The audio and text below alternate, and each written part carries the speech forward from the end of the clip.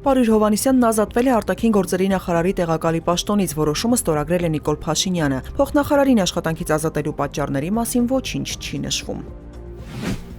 ԱՄՆ նախագահ Դոնալդ Թրամփն անհամբերությամբ սպասում է, որ Ադրբեջանն ու Հայաստանը ստորագրեն երկար սպասված խաղաղության պայմանագիրը։ Բաքվում հայտարարել է ԱՄՆ պետքարտուղարության էներգետիկ ռեսուրսների բյուրոյի ավագ խորհրդական Էրիկ Ջեյքոբսը։ Նա հավելել է կայունությունն ու պաշտոնական խաղաղության համաձայնագիրը վճռական նշանակություն ունեն տարածաշրջանում երկարաժամկետ տնտեսական զարգացման ապահովման համար։ Միաժամանակ տևական խաղաղությունը կկոտրի հակամարտությունների շղթան եւ սկիզբ կդնի Հարավային Կովկասում անվտանգության ու բարգավաճման նոր դարաշրջանի, հավելել է Ջեյքոբսը։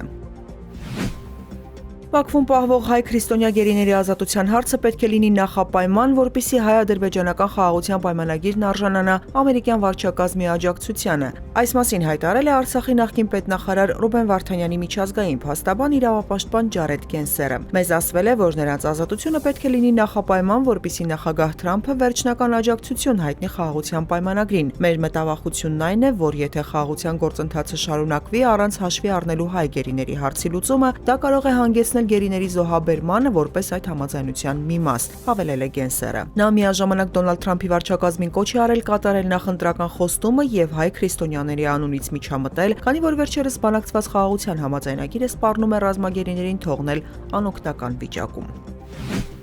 Փոխվարչապետ Տիգրան Խաչատրյանը նախորդին արցախցիների հետ հանդիպմանն ասել է, որ 40+10 սոցիալական աջակցության ծրագրի վերաբերյալ փոփոխություն չի լինելու, Հայաստանի կառավարությունը որոշումը չի վերանայելու։ Ֆակտոր TV-ի հետ զրույցում Արցախից բռնի տեղահանված Անաստաս Իսրայելյանն ընդգծել է սոցիալական այս ծրագրի շարունակականությունն իրենց համար այժմ էական հարց է։ Ծրագրի կրճատման դեպքում հարյուրավոր մարդիկ դրսում են հայտնվելու, արտագաղթելու են։ Մեր զրուցակիցը նաև տեղեկացրել է, որ արցախցիները փոխվարչապետին ներկայացրել են ոչ միայն իրենց սոցիալական խնդիրները, այլև 12 կետից բաղկացած պահանջագիր, մասնավորապես գերիների վերադարձի, ԵԱՀԿ Մինսկի խմբի լուծարման, Ադրբեջանի դեմ ներկայացրած հայցերից հրաժարվելու, արցախցիների վերադարձի հարցեր, նաև պահանջ, որ արցախյան հիմնախնդիրը չփակվի։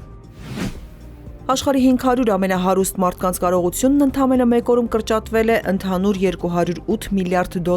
Պատճառը մի շարք երկրների նկատմամբ ներմուծման տուրքեր սահմանելու մասին ԱՄՆ նախագահ Դոնալդ Թրամփի հայտարարությունն է։ Ամենաշատ տուժածների թվում է Մետայի հիմնադիր Մարկ Ցուկերբերգը, որը կորցրել է $17 միլիարդ $900 միլիոն կամ իր կարողության շուրջ 9%-ը։ Ամազոնի հիմնադիր Ջեֆ Բեզոսի կարողությունը նվազել է շուրջ $16 միլիարդ։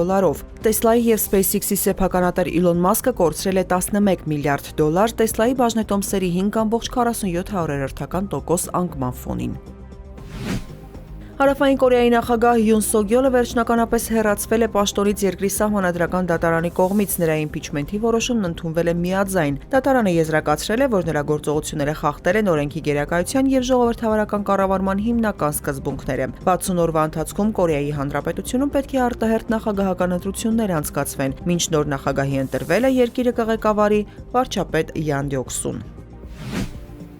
Ապրիլն այս տարի կլինի տաք եւ բավարար տեղումներով, օդի ջերմաստիճանը 1-ից 2 աստիճանով նորմայից բարձր կլինի, հայտնում է հիդրոթերապևտաբանության եւ մոնիթորինգի կենտրոնի տնօրենի տեղակալ Գագիկ Սուրենյանը։ Մինչեւ ապրիլի 8-ը հանրապետությունը գտնվելու է թույլ արտահայտված ցիկլոնների գոտում, որը հիմնականում կարտահայտվի գիշերային ու երեկոյան ժամերին։ Ապրիլի 9-ից 13-ը ժամանակ առ ժամանակ երկրի ամբողջ տարածքում կդիտվեն անձրևներ։ Սուրենյանը նաեւ վստահեցրել է հանրապետության նախալեռնային եւ հովտային գոտիներում ցրտահարությունների ռիսկն օրեցօր նվազում է։